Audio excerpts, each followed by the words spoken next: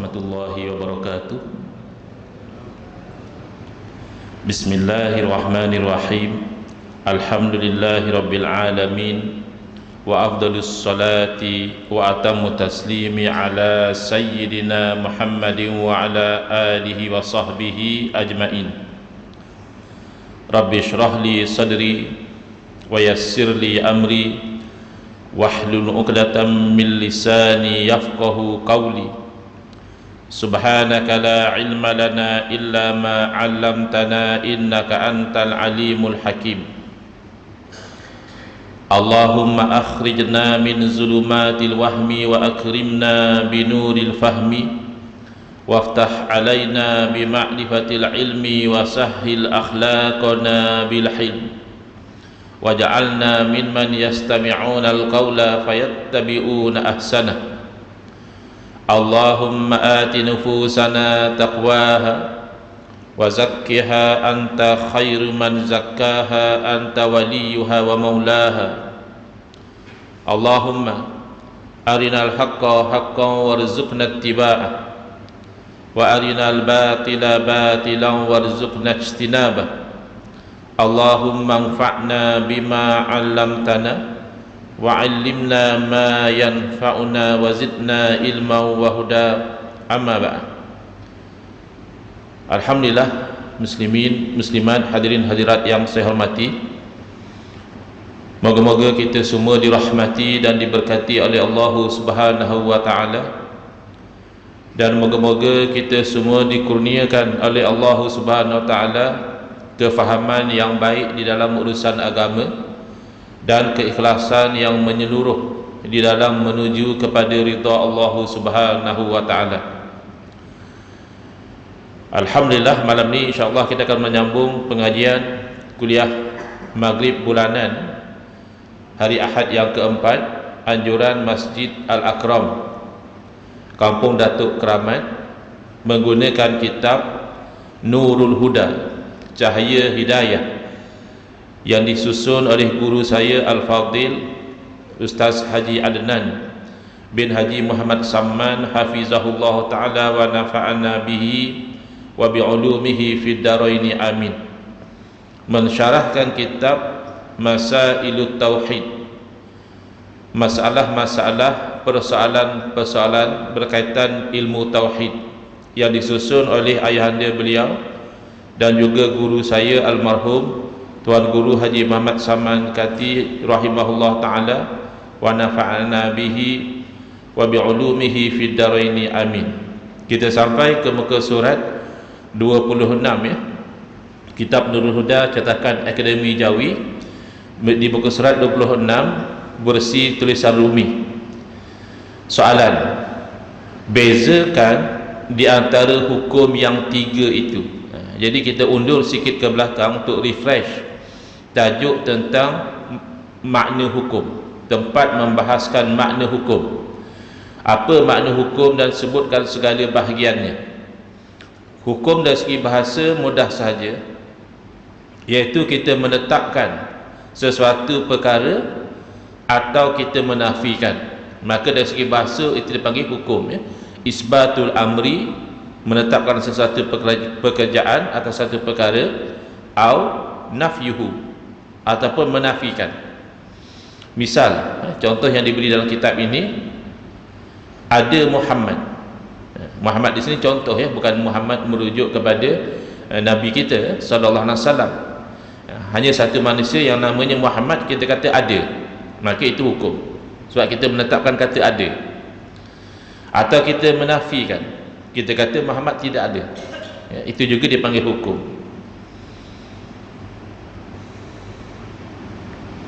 Atau sebagai contoh yang lain, menetapkan wajib mengerjakan segala suruhan syarak bagi orang yang sudah akil, yakni berakal, lagi balik sampai umur, sampai kepadanya seruan syarak ya, bukan orang yang duduk di satu tempat yang terputus dengan hubungan luar sehingga tidak sampai seruan syarak kepada dia, serta sempurna panca inderanya, yakni mata dan telinganya, bukan dua-duanya tak ada, buta dan pekak dalam masa yang sama, macam mana dia nak dapat maklumat? Jadi bila kita kata bagi orang mukallaf ini wajib dia itu mengerjakan segala suruhan syarak, itu adalah hukum, ya. Atau kita menafikan daripada orang yang gila. Kita tahu orang gila tak wajib buat apa dah. Cuma kita ni kena jaga juga. Dia gila, dia tikam orang ke, dia rosakkan harta benda orang ke, dia tak ada dosa pahala. Tapi pihak penguasa kenalah kawal. Janganlah bagi dia datangkan mudarat kepada orang lain. Dah tahu gila dia ni jenis yang ganas, jenis mengamuk, jenis tikam orang, kena simpan di satu tempat yang selamat lah. Tapi nisbah pada diri dia tak ada hukum, sebab dia tidak mukallaf. Syarat mukallaf antaranya berakal. Baik, jadi itu takrif dari segi bahasa mudah saja. Menetapkan atau menafikan sesuatu dinamakan hukum. Yang menetapkan atau menafikan itu salah satu dari tiga. Ada kalanya syarak yang menetapkan, maka namanya hukum syarak. Ada kalanya adat yang menetapkan. Adat ini memang saya perhatikan kebelakangan ini ramai ahli masyarakat bila kita sebut hukum adat, dia salah faham. Dia sangkakan hukum adat itu adalah hukum yang ditetapkan oleh, misalnya ini adat orang Melayu. Adat orang Melayu macam ni ketetapan dia. Kalau adat orang Cina lain, kalau adat orang India lain, adat pepatih lain lagi, adat Temenggung lain. Bukan. Sampai masa nanti kita terang, yang dimaksudkan hukum adat bukan yang macam itu. Kemudian ada kalanya ditetapkan atau dinafikan oleh akal. Akal yang kata mesti macam ni, akal, ya, atau akal kata tak mungkin. Itu namanya hukum akal. Jadi terbahagi hukum kepada tiga. Pertama hukum syarak, yang kedua hukum adat, dan yang ketiga hukum akal. Baru datang soalan ni, bezakan di antara hukum yang tiga itu. Kalau dah ada tiga bahagi, pastilah setiap satu berbeza dengan yang lain. Baik, jadi diterangkan yang pertama dahulu. Jawapan, hukum syarak itu ialah kalam Allah Ta'ala yang bergantung di sini maknanya berkaitan dengan perbuatan mukallaf, dengan tuntutan buat atau tuntutan tegak, atau diharuskan, ataupun dengan hantaran bagi keduanya. Akhirnya tak faham. Ya, apa benda nak cerita ni, ya. Sebenarnya mudah saja, ya. Iaitu bila kata hukum syarak itu adalah khitabullah, ya, perintah Allah. Tapi perintah Allah ni dia hanya berkaitan dengan perbuatan-perbuatan orang mukallaf. Sebab itu kadang-kadang orang yang belajar usul fiqh, bila dia bergurau, kita tak faham gurauan dia. Contoh, ya, dia belajar usul fiqh, tiba-tiba dia datang kepada kita, dia cakap babi tidak haram. Kita kata ni ustaz ni macam mana boleh dapat tauliah ni? Kata ada tauliah, kita jemput dia mengajar, dia boleh kata babi tak haram, ya. Dari segi usul fiqh, apa yang dia katakan tu betul, kerana haram adalah hukum syarak. Hukum syarak bergantung dengan perbuatan orang mukallaf, bukan dengan zat. Tiang tak ada hukum, meja tak ada hukum, babi tak ada hukum. Apa hukumnya? Memakan daging babi. Memakan daging babi itu haram. Melihat babi belum haram lagi. Menyeksa babi haram juga. Memang babi itu binatang yang jijik, yang haram kita makan dagingnya, tapi tidak halal kalau kita menyeksa dia. Tetap dia itu makhluk Allah yang kita tidak boleh aniaya kepada dia. Tapi kalau babi semata-mata, ia tidak ada hukum, kerana dia zat, dia diri. Yang ada hukum tu perbuatan kita, macam mana kita berinteraksi. Kalau kita memakan dagingnya haram, kalau kita sekadar melihat babi tidak haram. Begitu. Baik, jadi biar dikatakan hukum syarak ini, dia adalah khitabullah, perintah Allah. Dan perintah Allah itu hanya bergantung dengan perbuatan orang mukallaf. Berarti orang tidak mukallaf tidak ada hukum syarak. Jangan tanyalah apa hukum orang gila buat macam ni, apa hukum kanak-kanak buat macam ni, sebab mereka ni belum mukallaf. Kalau gila tidak mukallaf, maka tidak ada hukum. Jadi perintah Allah itu macam mana bentuk dia? Ada kalanya dituntut. Tuntut ni mungkin agak terjemahan direct daripada bahasa Arab, dipanggil talab, ya? Talabul fi'li ataupun talabut tarki. Talabul fi'li kita mudah terangnya perintah Allah suruh buat. Yang satu lagi tu talabut tarki, perintah Allah juga tapi suruh tinggal. Jadi ada kalanya Allah suruh kita buat, misalnya solat. Allah suruh kita tinggal, misalnya minum arak. Itu suruhan Allah. Maka bila Allah suruh buat, ada hukum dia, hukum syarak. Bila Allah suruh tinggal, ya, ada juga hukum dia. Ataupun diharuskan. Diharuskan ni maknanya diberi pilihan. Allah tak suruh buat, Allah tak suruh tinggal, terpulang. Nak buat boleh, tak nak buat pun tak ada masalah. Ataupun dengan hantaran bagi keduanya. Apa maksud hantaran di sini? Ini terjemahan ni agak susahlah untuk zaman sekarang kita nak faham hantaran ni. Yang kita faham kalau orang kahwin kan ada hantaran, orang bertunang ya ada hantaran. Ni apa cerita pula hantaran ni? Sebenarnya dia ambil daripada wad'i. Sebelum pergi kepada hukum syarak yang tadi tu, yang suruh buat suruh tinggal tu, dia ada beberapa perkara yang jadi mukaddimah dahulu. Yang itu nanti kita akan terangkan, ya, insya-Allah satu persatu. Tapi yang penting untuk kita faham masa sekarang ini, hukum syarak ni perintah Allah. Jadi perintah Allah ni pun dia hanya mengena orang mukallaf. Orang tidak mukallaf, hukum syarak tidak kena pada dia. Perintah syarak macam mana? Ada kalanya Allah suruh, ada kalanya Allah larang, ada kalanya Allah bagi pilihan. Tu dah dapat gambaran dah tu, hukum syarak. Baik. Maka terbahagi hukum syarak itu kepada dua hukum. Pertama, taklifi, yang meletak satu beban kepada perbuatan orang mukallaf itu begini-begini. Dan yang kedua, wad'i, iaitu yang menjadi aturan kepada hukum yang atas tadi. Maknanya benda ni wajib, ada aturan dulu baru dia jadi wajib. Kalau aturan dia tidak jadi, tak jadi wajib. Ya, aturan itu dia panggil wad'i, ya, wad'a yad'u. Penerangan. Hukum syarak taklifi itu ialah hukum yang diberati ke atas mukallaf, sama ada mengerjakan, kena buat, atau meninggalkan, jangan buat, ataupun diberikan kebebasan memilih, yakni sama ada mengerjakan atau meninggalkan, boleh. Contoh yang mudahnya, makan ni, lepas sembahyang isyak nanti masing-masing bergerak keluar dari masjid, nak singgah makan di mana-mana atau nak balik terus tidur tak mau makan, boleh mana-mana. Tapi lepas kuliah balik terus tidur tak mahu sembahyang isyak, tu tak boleh. Itu tidak harus, itu haram. Habis sembahyang isyak, itu wajib. Yang tadi tu nak makan ke tak nak makan, hukumnya adalah harus. Tapi ada kalanya berubah. Ada kalanya berubah. Misalnya satu orang makan di siang hari bulan Ramadan, asalnya hukum makan tu harus, tapi di siang hari bulan Ramadan berubah makan tu jadi haram. Ataupun jadi wajib, iaitu satu orang yang dia berada dalam keadaan kekurangan makanan, sekira-kira kalau dia tak makan, jangkaannya dia akan mati atau dia akan jatuh sakit yang teruk, maka dia wajib makan kerana nak menyelamatkan nyawa dia, itu wajib. Bahkan kalau makanan yang ada tu hanya daging babi, boleh dia makan untuk menyelamatkan nyawa. Darurat, ya, dipanggil darurat. Jadi ini hukumnya secara ringkas. Hukum taklifi ini orang mukallaf sama ada dia kena buat atau dia kena tinggal, atau dia boleh buat boleh tinggal. Baik.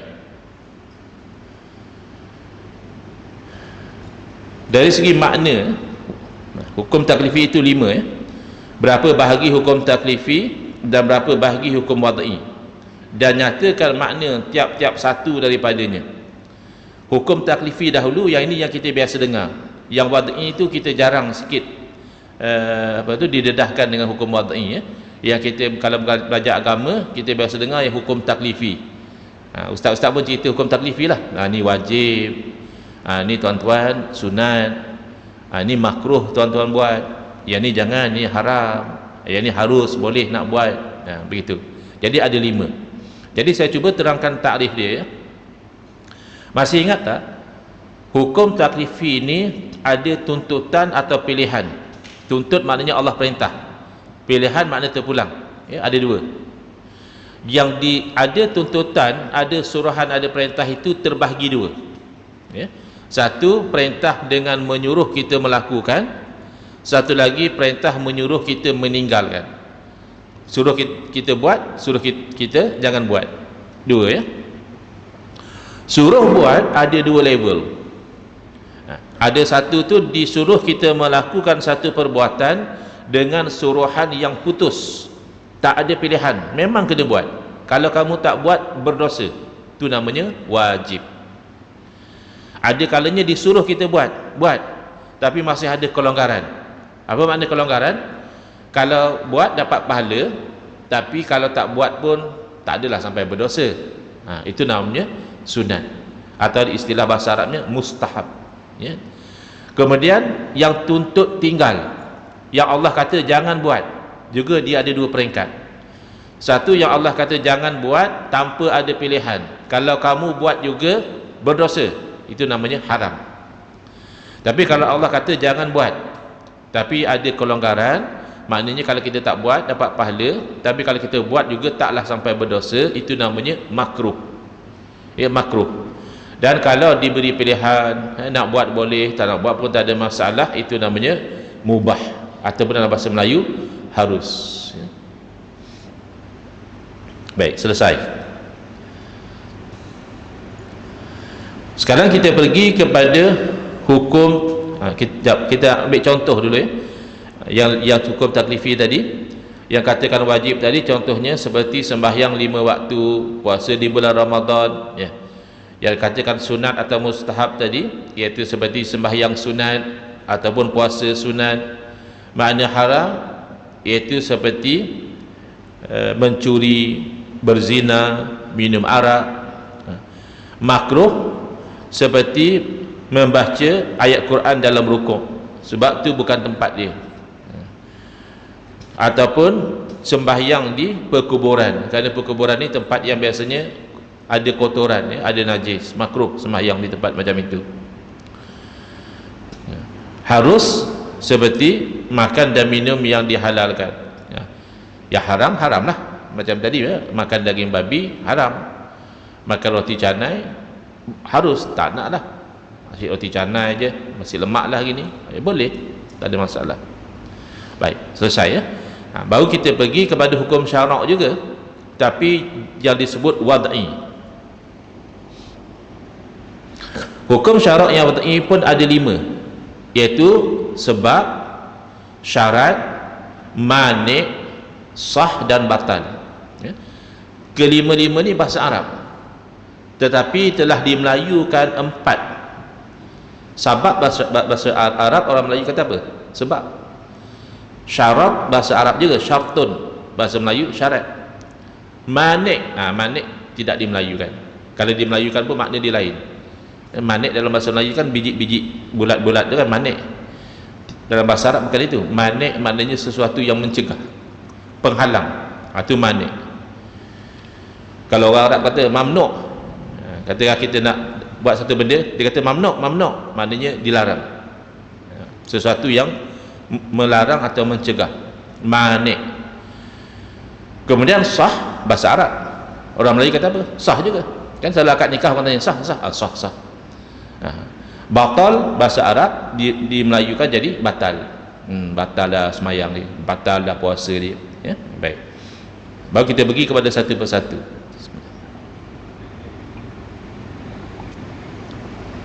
Sabab ialah barang yang lazim daripada adanya ada perkara yang lain, dan lazim daripada tiadanya tiada perkara yang lain. Ayat tu yang orang rasa macam susah nak faham, kan? Sudah lalu apa benda sebab barang yang lazim daripada adanya ada perkara yang lain, dan lazim daripada tiadanya tiada perkara yang lain. Benda macam tu. Jadi senang ceritanya, sebab ni kalau ada dia, adalah benda satu lagi. Kalau tak ada dia, tak adalah benda satu lagi. Contohnya, masuk waktu sebab bagi wajib semayang. Ni sekarang ni kita wajib tak semayang isyak? Belum, sebab belum masuk waktu. Nanti bila dah masuk waktu isyak, barulah ada hukum wajib. Jadi masuk waktu itu namanya sebab kepada wajib sembahyang. Kerana apa? Ada sebab, ada wajib tadi. Tak ada sebab, tak ada wajib. Kotlah ada orang meninggal sebelum masuk waktu isyak ni, berdosa tak dia sebab tak sembahyang isyak? Tak berdosa. Sebab masa dia meninggal belum ada kewajipan tu. Tapi ini kalau kita fokus kepada sebab tu sahajalah. Ada kalanya ada faktor luaran. Contohnya, ya, ini selalu berlaku pada isteri kita lah. Dah masuk waktu kita ajak dia sembahyang, dia kata bendera merah. Tak wajib, bahkan haram kalau dia sembahyang. Asalnya dah masuk waktu wajib sembahyang, tetapi itu melihat kepada diri sebab tadi. Tapi kalau kita ambil kira faktor lain, yang dikatakan haid bagi wanita itu namanya manik, pencegah. Maka haid itu mencegah daripada wajib sembahyang, bahkan mencegah daripada sahnya sembahyang. Kalau dia sembahyang juga haram dan tidak sah. Baik. Misalnya sebab masuk waktu maka wajib sembahyang, tidak masuk waktu tidak wajib sembahyang. Baik. Yang kedua, syartun ataupun syarat, iaitu barang yang lazim daripada tiada perkara yang lain, tetapi tidak lazim apabila adanya ada perkara yang lain. Kalau sebab tadi dia macam berpasangan, ada sebab, adalah musabab dia, ya. Ada masuk waktu, adalah wajib sembahyang. Tak ada sebab, tak adalah musababnya. Tak masuk waktu, tak wajib sembahyang. Tapi syarat dia sebelah je, iaitu kalau tak ada syarat memang tak adalah yang disyaratkan. Tapi kalau ada syarat, belum tentu yang disyaratkan tu ada. Contoh, berwudu syarat bagi sah sembahyang, betul kan? Maka kalau tak ada syarat, maknanya orang tu sembahyang tak ada wudu, sah tak sembahyang dia? Tidak sah. Tapi kalau dia ada wudu, mesti ke sah dia sembahyang? Belum tentu. Dia ada wudu tapi sembahyang tak mau rokok ni, lepas baca Fatihah terus sujud, tak sah lah sembahyang. Tapi dia ada sembahyang? Yelah, memanglah. Tapi tidak mesti ada syarat, yang disyaratkan tu ada. Sah sembahyang tu tak mesti ada, kerana banyak faktor lain. Dia bagi contoh di sini. Misalnya, tiada bersuci, tiada sah sembahyang, tetapi adanya bersuci belum tentu sah sembahyang. Misalnya seorang yang sudah berwudu, ya, tapi dia sembahyang sebelum masuk waktu. Dia agak-agak lepas zuhur dia sibuk, sebelum zuhur dia free. Kata dia, aku ambil wuduk sembahyang dululah, ya. Pukul 12 dia dah sembahyang. Sah tak sembahyang? Tidak sah. Tapi kalau dah masuk waktu sekalipun dia memang tak berwuduk, memang tak sah lah. Syarat tak ada, memang tak adalah yang disyaratkan. Ada syarat, belum tentu ada yang disyaratkan. Apa beza syarat dengan rukun? Rukun tak masuk sini, tapi nak tahu beza apa syarat, apa beza syarat dengan rukun. Dua-dua ni kalau tak ada, tak sah. Betul kan? Tak ada wuduk, tak sah kita sembahyang. Tak ada rukun, misalnya tadi dia sembahyang dia tak ada rokok, dia tak mau rokok, ya, tak sah juga. Kalau begitu macam sama je syarat dengan rukun. Jawapannya, bezanya adalah walaupun sama-sama tidak sah sesuatu, kecuali dengan dia tak ada syarat tak sah, tak ada rukun juga tidak sah. Bezanya adalah rukun adalah sebahagian daripada benda tu, syarat dia duduk di luar. Contoh, rokok itu tak sah kalau kita tak rokok. Rokok itu sebahagian dari kita sembahyang. Tapi berwuduk sama juga, tak sah kalau kita tak ada wuduk. Tapi wuduk bukan sebahagian daripada sembahyang. Ramai je orang berwuduk tak sembahyang, belum sembahyang. Tuan-tuan ada wuduk sekarang, adakah tuan-tuan sedang sembahyang? Tidak. Tapi kalau rokok, itu tengah sembahyang. Tak boleh kita rokok luar sembahyang, tu bid'ah. Tunduk lain, exercise, itu bukan rokok. Itu yang sujud syukur tu, kan? Dia ada syarat rukun dia. Dan musim bolanya dihentamnya sujud, tak tutup aurat tidak, kiblat ke mana, tak ada wuduk ke tidak. Ya, sujud tu ibadah, dia ada syarat rukun dia. Sujud syukur, dia kena suci dari hadas, menutup aurat, menghadap kiblat. Rukun dia takbir, sujud, bagi salam. Bacaan tu sunat.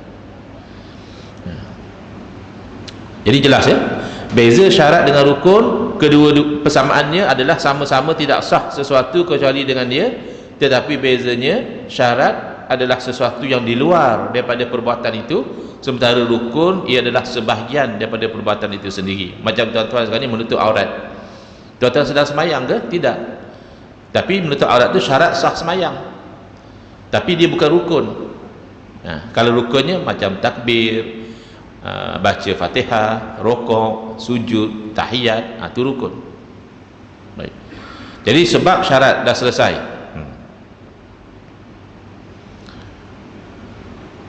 Penerangan.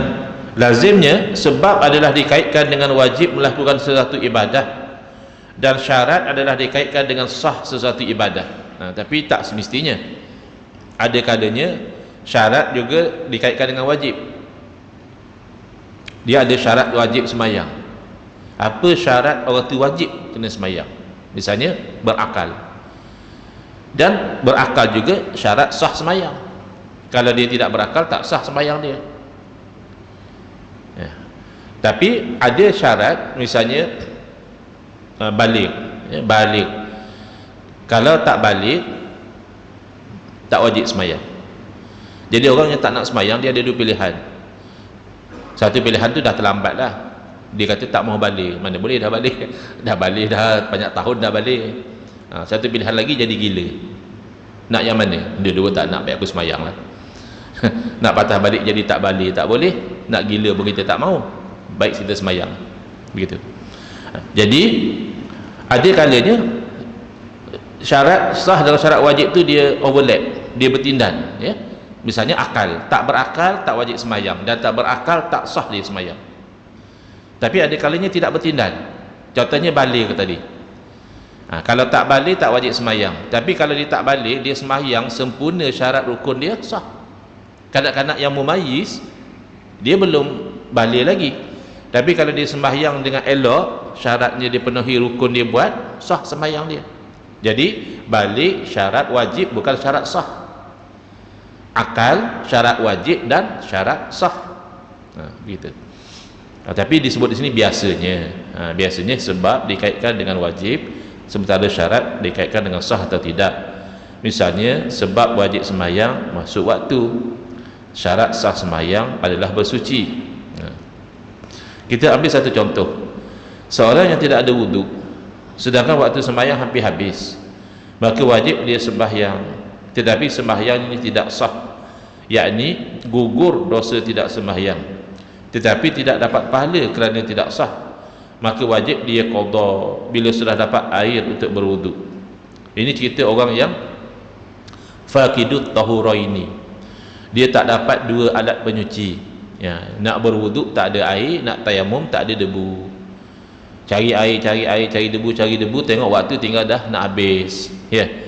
Jadi kalau dia masih tak semayang, kira habis waktu tak semayang lah, maka dia sembahyang. Ya, ini yang disebut oleh sebagian sebagai sembahyang ra'i waktu, ya. Tapi bila dia sudah boleh berwuduk, dia qada. Yang ni ada orang gagal faham ni. Dia kata tak ada dalil. Mana ada dalil sembahyang ra'i waktu, kata dia. Sebab sembahyang ni sah ke tidak? Kalau sah, kenapa kena qada? Jadi tak ada sembahyang ra'i waktu dia tak ada. Ulama je pandai reka-reka. Bukan ulama pandai-pandai bang, ulama pandai. Yang pandai-pandai itu kamu. Mana dalil sembahyang tu? Sedangkan tak ada wuduk, tapi sembahyang juga. Nanti dah ada boleh berwuduk, qada balik. Mana dalil?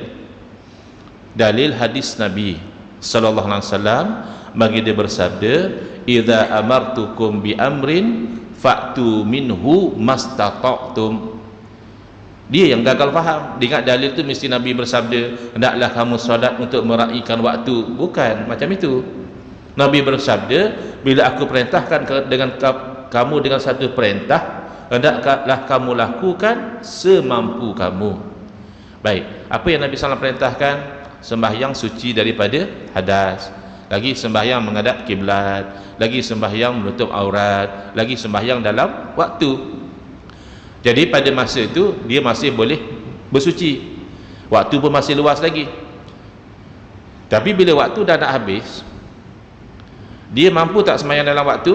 Masih mampu, tinggal sikit lagi balance. Dia mampu tak tutup aurat? Mampu, sila tutup aurat. Dia mampu tak menghadap kiblat? Mampu. Dia mampu tak suci? Tak mampu. Maka dia sembahyang semampu dia, beramal dengan hadis tadi. Ya, idza amartukum bi amrin, apabila aku perintahkan kamu dengan satu perintah, fa'tu minhu mastata'tum, lakukanlah perintah itu semampu kamu.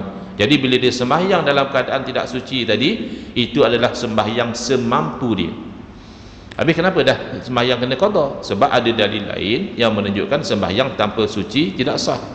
Habis tak sah kenapa buat? Sebab Nabi suruh buat semampu kita. Kan tu cantik ulama menggabungkan antara dalil yang pelbagai. Bukan ulama pandai-pandai, ulama pandai.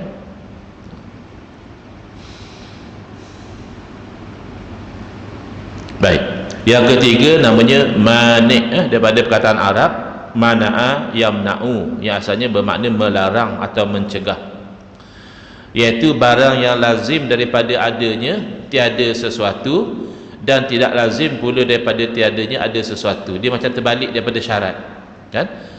Syarat kalau tak ada, confirm tak ada. Tapi kalau ada syarat, belum tentu ada. Boleh jadi ada, boleh jadi tak ada. Itu syarat. Kalau manik dia terbalik. Kalau ada manik, confirm tak ada benda itu. Tapi kalau tak ada manik, belum tentu ada. Tak faham lagi. Bawa contoh. Bawa contoh, insya-Allah faham. Iaitu haid adalah manik bagi wajib sembahyang. Betul kan? Haid adalah sesuatu yang mencegah wajib sembahyang. Berarti kalau ada haid, memang tak adalah wajib sembahyang tu.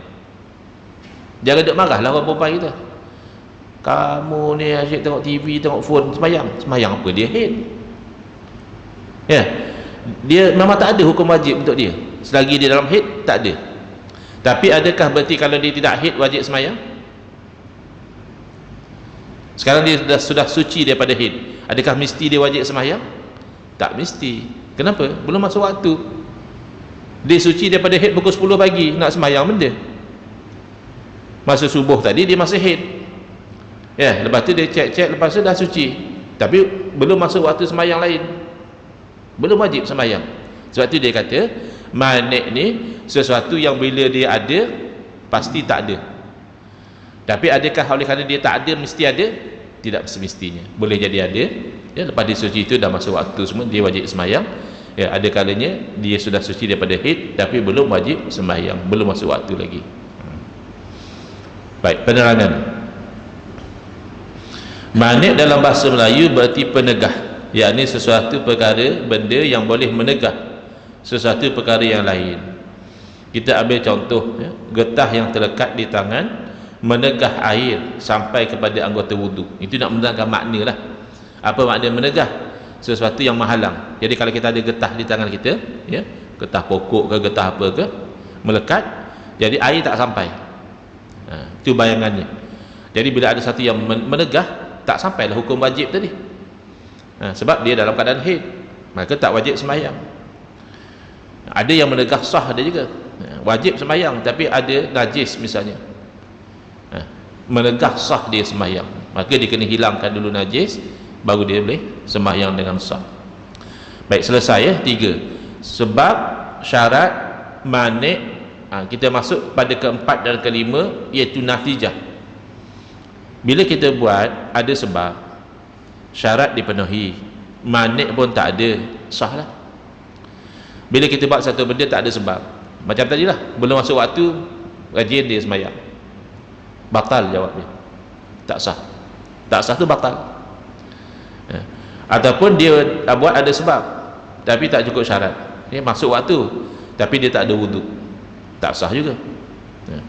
Ataupun ada sebab masuk waktu, syarat dah ada, dia dah ambil wuduk, ada manik pula, ada menanggung najis pula misalnya, tak sah juga sembahyang.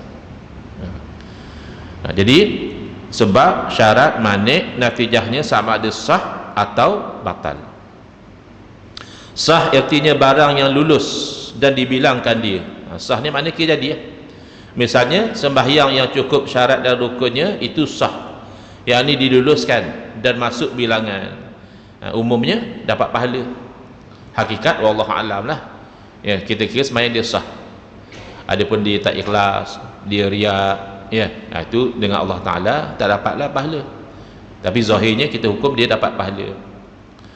Batal artinya barang yang tidak lulus dan tiada dibilangkan dia. Misalnya sembahyang yang tidak cukup syarat atau rukunnya tidak dibuat, maka tidak sah. Yakni tidak dikira sebagai sembahyang. Mana kalau kita tahu begitu, kena suruh dia sembahyang lagi. Kamu sembahyang tadi tak sah, kamu kena sembahyang.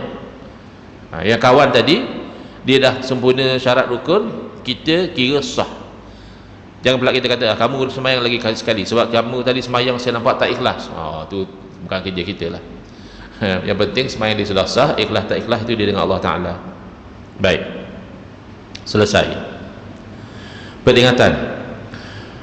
Di zaman sekarang banyak sekali orang yang suka dan rajin beribadah, sama ada yang wajib atau sunat. Ada orang mungkin dulu dia agak lalai dengan urusan agama ni, sibuk dengan cari dunia, kerja, berniaga dan sebagainya, dapat kesedaran, lalu dia rajin beribadah, baguslah. Tetapi malangnya mereka tidak suka menuntut ilmu untuk mengetahui kaifiah cara ibadah-ibadah yang dilakukan. Sayangnya di situ. Dia berubah daripada malas beribadah menjadi rajin beribadah, itu bagus. Yang tak bagus, dia masih malas menuntut ilmu. Misalnya dalam kitab Minhajul Abidin lil Imam Al-Ghazali rahimahullah ta'ala, Imam Ghazali jadikan orang yang nak jadi ahli ibadah, dakian yang pertama daripada 7, dia kena berjaya mendaki 7 dakian. Dakian pertama adalah Aqabatul Ilmi, dakian ilmu. Disebut dalam Matan Zubat, Ahmad ibn Raslan menulis, wa kullu man bi ghairi ilmin ya'malu a'maluhu mardudatun la tuqbalu. Ada silap cetak di sini, wa kullu min, sepatutnya wa kullu man. Dan setiap orang yang tanpa ilmu beramal dia, amalnya tertolak, tidak diterima, jadi rugi. Rajin sembahyang, rajin zikir, rajin apa, zikirnya misalnya sebutannya tak betul, ya sepatutnya la ilaha illallah, ya dia jadi la ilaha ya illallah, ya. Jadi kena belajar. Nak buat benda wajib kena belajar, nak buat benda sunat juga kena belajar. Baik, peringatan. Maka setiap satu hukum syar'i yang taklifi bergantung, yakni berkaitan padanya hukum wadai yang 5. Misalnya sembahyang, padanya bergantung sebab, sama ada wajib atau sunat atau makruh atau harus, dan bergantung juga padanya syarat atau berlaku padanya manik, lalu diambil darinya natijahnya sah atau batal. Maka dipukul, pukul ni memang memang terjemah direct pada bahasa Arab, iaitu darab. Daraba tu pukul. Bahkan dulu kalau tuan-tuan masih ingat, kita memang guna istilah darab.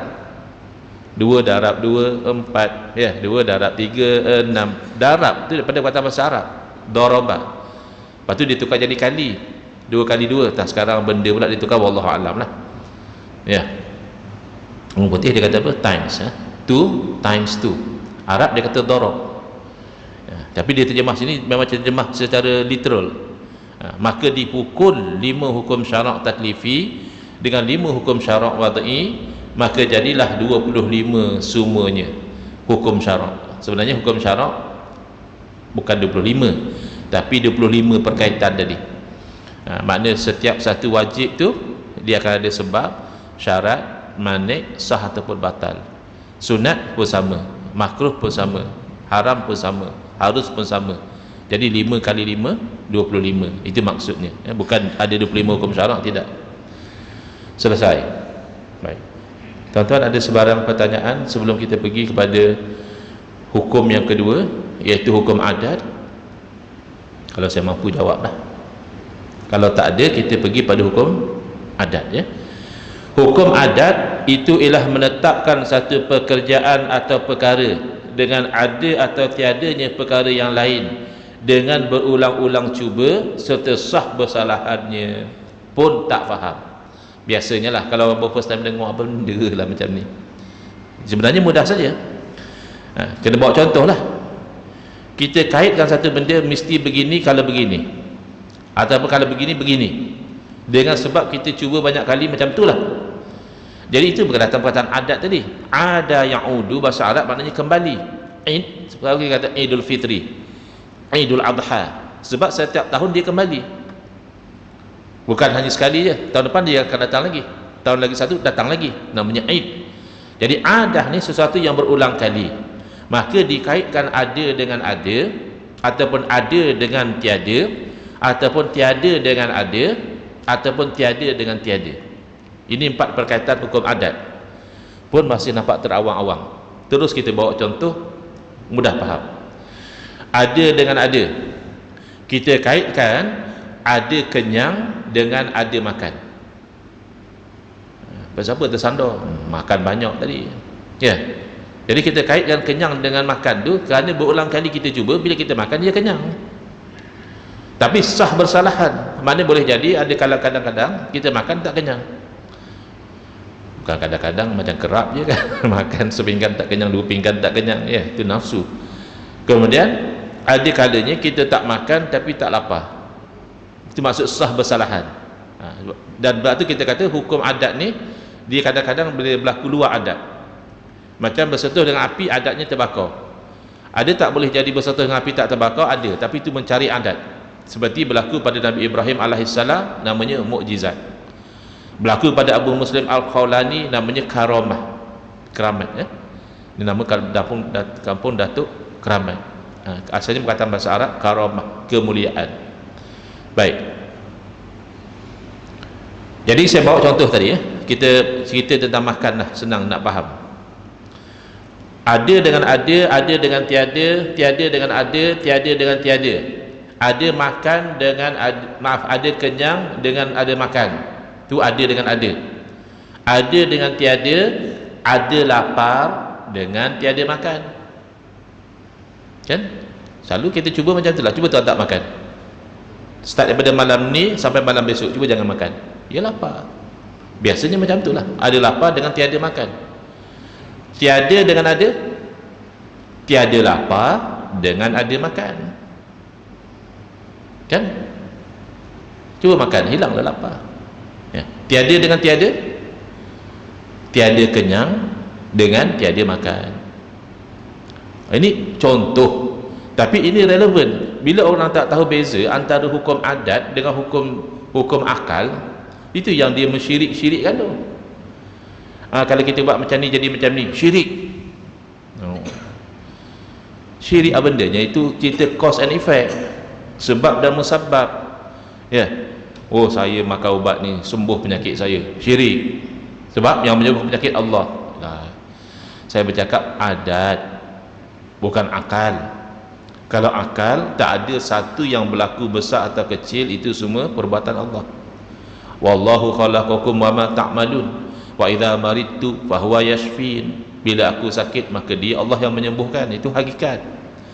Hukum adat ni dia bermain asbab, cause and effect. Jadi kalau satu orang dia kata pada doktor, doktor tolong sembuhkan penyakit saya, dari segi adat tidak syirik. Hanya syirik kalau memang dia beriktikad doktor lah yang menyembuhkan penyakit, bukan Allah. Sebab dia minta dengan Allah 5 tahun, Allah tak bagi sembuh. Dia berubat dengan doktor terus sembuh. Kalau dia kata macam itu, syirik. Tapi kalau dia tahu doktor hanya sebab, itu hukum adat. Wallahu alam. InsyaAllah kita akan sambung di muka surat 29, ya. Tahun depan kita sambung insyaAllah.